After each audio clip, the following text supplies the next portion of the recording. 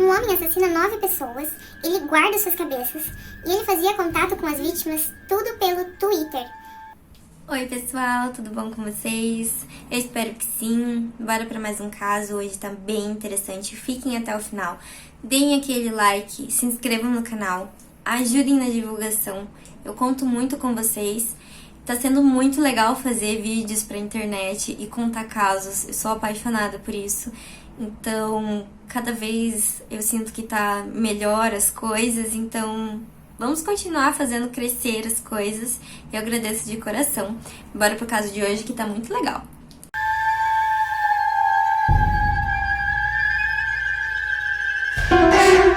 Takahiro Shiraishi nasceu dia 9 de outubro de 1990 e ele tinha 29 anos na época que aconteceu tudo. Ele havia recém saído da casa do pai dele, morava só os dois, então ele recentemente havia saído da casa do pai e ido morar sozinho. E ele morava num apartamento em Zama, que é na província de Kanagawa, que fica próximo a Tóquio, pelo que eu pesquisei, tá? Não sou especialista no Japão. Se tiver errado, alguém me corrija nos comentários. Obrigada! E essa cidade de Zama é a mesma cidade que ele cresceu, inclusive. Então o apartamento dele era bem perto do apartamento do pai dele e era onde ele havia crescido a infância toda. Ele era um adolescente bem normal, tinha notas excelentes, era muito esforçado, sabe? E, no geral, a única coisa que ele tinha de estranha seria um comportamento que ele tinha com uns amigos, que eles brincavam de se enforcar até o outro perder a consciência. O que é muito estranho, mas pelo que eu vi, pelas minhas pesquisas, é uma brincadeira de mau gosto, mas que é muito comum por lá. Eu não sei qual é a graça, mas eles gostam de se enforcar até perder a consciência, tipo, entre amigos. Ele tinha apenas 10 anos quando seus pais resolveram que eles iam se separar. Então, seu mundo começou a desmoronar ali, com 10 anos. Então, desde que os pais se separaram, ele ficou morando só com o pai. Não sei sobre a mãe dele. E, assim, desde que ele se mudou pro apartamento só pra ele, deu em média de 1 semana pra ele cometer os crimes. Então, era alguma coisa que ele já tinha na cabeça faz tempo, que ele já vinha premeditando como fazer aquilo já fazia um tempo. Há relatos que um pouco antes de cometer os crimes, o Takahiro havia demonstrado muitos sinais de instabilidade psicológica, que ele havia falado para os amigos mais próximos, para o pai dele, que era bem próximo a ele, né, que ele não via sentido na vida, que Ele queria morrer. ele já havia trabalhado em diversos empregos, desde supermercado, farmácia, e até que chegou numa hora que ele se envolveu no mundo do crime e começou a trabalhar com prostituição, sabe? E deu tudo errado nesse ramo da vida dele. Ele acabou sendo preso e teve a sair por conta da liberdade. Enfim, deu tudo errado. E para ele poder sair de casa, né, no caso sair da casa do pai dele, ele inventou umas histórias de que ele estava muito apaixonado, que ele ia morar junto com essa moça, enfim. E o pai dele acabou aceitando isso. Então, esse apartamento que ele vai morar lá em Zama é um apartamento que o pai dele tinha e alugava para terceiros, né, uma fonte de renda, digamos assim. E ele acaba topando, deixando que o Takahiro vá morar nesse apartamento sozinho. Era bem perto da casa onde o pai dele morava, então, ao ver do pai dele, estava tudo certo. O que o pai dele não imaginava é que o motivo real dele querer se mudar era um motivo muito mais mórbido. Os vizinhos falavam que o apartamento do Takahiro tinha um cheiro muito ruim, mas não era algo a ponto deles criarem uma desconfiança de tipo, meu vizinho tá matando gente. Era só um cheiro ruim. Os vizinhos também relataram que ele tinha o costume de levar muito lixo pra lixeira comum do prédio, ali do bloco onde eles moravam. Então ele levava o lixo, levava alguns sacos de lixo, voltava para casa, pegava mais saco de lixo, levava para a lixeira. Então era muito lixo que ele levava. Logo que ele vai para o apartamento morar sozinho, ele cria 2 contas no Twitter. Uma delas é Eu Quero Morrer e a outra com o nome de Profissional do Enforcamento. Basicamente, então, na primeira, ele passava a ideia de que ele era um suicida que queria morrer. E na outra, ele já transmitia a ideia de que ele era um expert em suicídio. Então, ele queria ajudar as pessoas a se suicidar. É importante lembrar também que no Japão sempre teve um alto índice de taxa de suicídio. Takahiro foi apelidado então de assassino do Twitter e ele foi preso em 2017.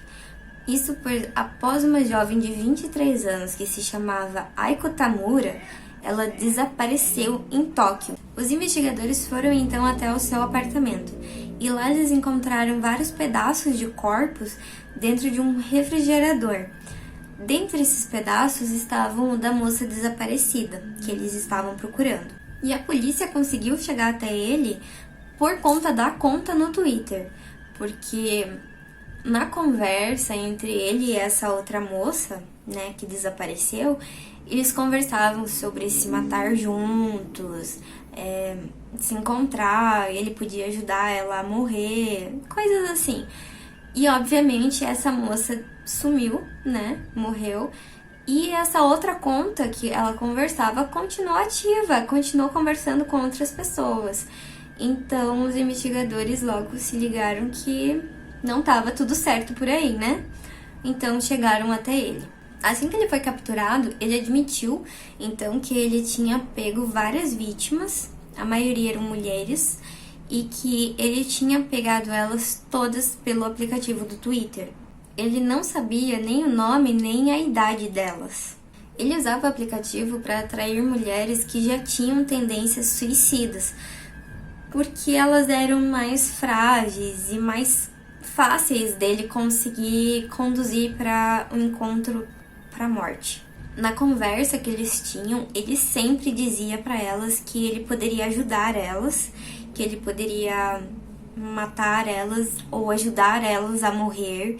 Então eram sempre esses assuntos e ele conseguia atrair elas para o apartamento dele dessa forma. E para as pessoas não desistirem da ideia, ele marcava os encontros, as pessoas iam até uma estação de trem que era próximo do apartamento dele e ele buscava as pessoas, as vítimas, nessa estação de trem. Então não tinha como a pessoa fugir dali. A partir de que ela chegou na estação de trem, já era. Ele encontrava e levava para o apartamento dele, fazia coisas terríveis. No apartamento ele oferecia muitas bebidas para as mulheres, ele oferecia bebidas alcoólicas, né? Pílulas para dormir, tudo para que elas ficassem bem relaxadas, que elas não pudessem reagir à morte, digamos assim. Então ele sempre fazia esses coquetéis muito elaborados para elas. E daí, obviamente, eram mulheres e tal, ele abusava delas e depois matava, como sempre. E foi assim que ele conseguiu 8 vítimas mulheres e 1 era homem. E os crimes aconteceram todos entre agosto e outubro de 2017. A idade das vítimas variava entre 15 e 26 anos, então eram pessoas jovens. Como os crimes vieram à tona era Halloween de 2017, a mídia japonesa chamou a casa dele de Casa dos Horrores, por tudo que tinha lá dentro. Os investigadores acharam então 9 cabeças e diversas partes de ossadas de pessoas. O Takahiro então ele relata que ele retirou a carne da maior parte do corpo e as outras partes ele cobria com areia de gato para disfarçar o cheiro. Então, era assim, ele jogava as partes moles do corpo no lixo, por isso que ele ia várias vezes no lixo, quando ele ia levar o lixo, era várias vezes. Isso porque as partes moles se decompõem muito mais rápido, né? Então, para ficar um pouco mais fácil para ele, ele jogava fora. E as outras partes, principalmente as ossadas, ele deixava guardado em casa dentro do freezer, do refrigerador. E isso ele fazia porque ele tinha medo de ser pego. No seu apartamento foi encontrado, então, 3 caixas térmicas, que eram esses refrigeradores, né? E 5 caixas de ferramentas, e todas estavam cheias de ossada de gente. Lembrando que esse apartamento que ele morava era muito pequeno, tinha 13 metros quadrados, se não me engano. Então, eu não sei como que cabia tudo ali dentro. E também não consigo nem imaginar o cheiro que não devia estar naquele apartamento. Essa série de assassinatos levou a diversos debates de como que o suicídio é discutido nas mídias, né, nas redes sociais. Os promotores então pediram a pena de morte para ele, já que ele tinha admitido que picou as suas vítimas, né? E já os advogados do Takahiro entraram com um pedido de defesa, argumentando que ele era culpado por um assassinato com consentimento, porque, segundo eles, daria uma pena menor para o Takahiro e as vítimas teriam dado permissão para que ele matasse elas. Das vítimas, eram 3 estudantes do ensino médio, tá? A mais jovem tinha 15 anos apenas e mais 4 mulheres, né? E o homem que foi encontrado, ele era namorado de uma dessas moças. E ele foi confrontar o Takahiro, perguntando cadê a namorada, né? Que havia sumido e tal, então cadê ela? E o Takahiro acabou matando ele por causa disso. E o caso acabou tendo uma reviravolta, porque o Takahiro, apesar da sua defesa ter argumentado isso, de que as vítimas teriam dado consentimento para ele matar elas, o Takahiro foi lá e falou que não, que elas não tinham dado consentimento, que ele era bem culpado mesmo. E é isso. E assim foi. Por 5 meses ele ficou sendo avaliado por vários testes psicológicos, porque obviamente ele tinha muitos problemas mentais, né? E conforme foi indo, as acusações foram se empilhando, porque tinha muita coisa pra ver e pra acusar ele. Então, em setembro de 2018, ele foi indiciado por todas as pessoas que foram encontradas picadinhas no seu apartamento. E então, em dezembro de 2020, ele foi condenado à pena de morte por ele ser totalmente responsável pelos seus atos. Ele sabia o que ele estava fazendo. No julgamento do Takahiro, apareceram mais de 400 pessoas para ver o que ia dar, né? E vale lembrar que no tribunal cabiam 16 pessoas sentadas, fora o público em geral, né? Então, super lotou mesmo.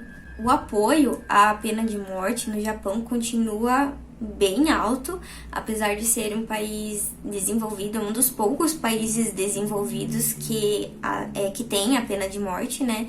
E é muito bem aceita lá. Então, como eu disse, esses assuntos de como esses assassinatos, né, ocorreram, gerou vários debates de como as pessoas discutiam sobre suicídio nas redes sociais de forma online.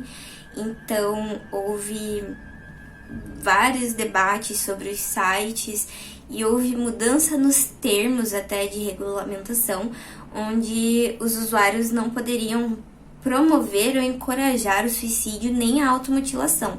Eles podem ser banidos se eles fizerem algo assim. E aí, conta pra mim, vocês têm Twitter?